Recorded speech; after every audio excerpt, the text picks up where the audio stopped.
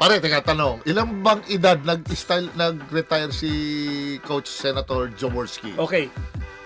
Nung pumasok ako pare ng PBA, okay, 23 years old. More or less 19 to 20 years older si coach, no? So that was 1990. Oh. So kung 23 ako, no, siguro lagyan natin yung 43 siya. Okay, then he ran for senator sa 1998. So siguro no 1997 nag-retire yan. So ipa-plus mo 90 plus 7 years, 43 plus 7 50 years. 50 years old.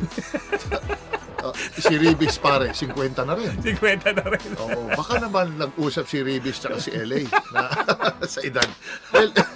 Well, alam mo, age is not a factor sa akin, sa akin. As long as kaya mo pare, kaya mo pa, bakit hindi? Why not? Yung speed mo hindi nagbabago, yung skill mo hindi nagbabago. Why not? Diba? Pang-apat, ang pagre-retiro, hindi sinasabi yan ng tao, ibang tao, hoy, mag-retire ka, no?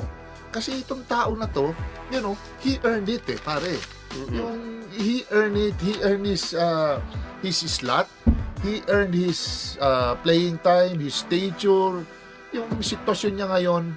Kaya, kung ano man yung kinalalagyan niya ngayon, si LA, pumila yan, kumbaga sa nagmatrikula yan. O ngayon, dumating sa ganitong edad.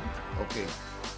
Kung ang lagi lang naman tanong, lagi sa coaches is, kailangan mo ba si LA? Yun lang naman yan. Kung kailangan ba, for seniority, for wisdom, pasok pa si LA dyan. Kailangan mo yan sa isang team yung medyo senior citizen, veteran na nakikinig. Siyempre, pagka mga bata-bataan team, baka meron dyan mga kailangan pang i-guide, pasok si LA.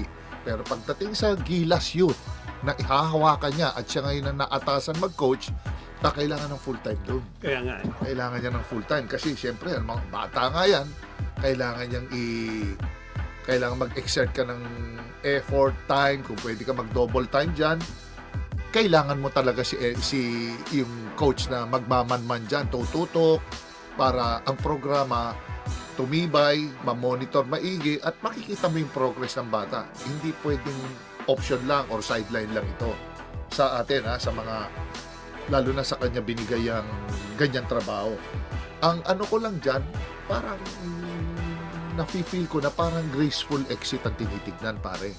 It's one way of total, nagko-coach ka na, nandyan na yan, baka dito ka na papunta LA, which is nakakatakot. Baka dyan na papunta si LA na coaching na. Pero kung sabi niya, ready pa siya, si LA lang din ang sinasabi niya na, hindi, ano lang yan, once a week, kaya ko pa.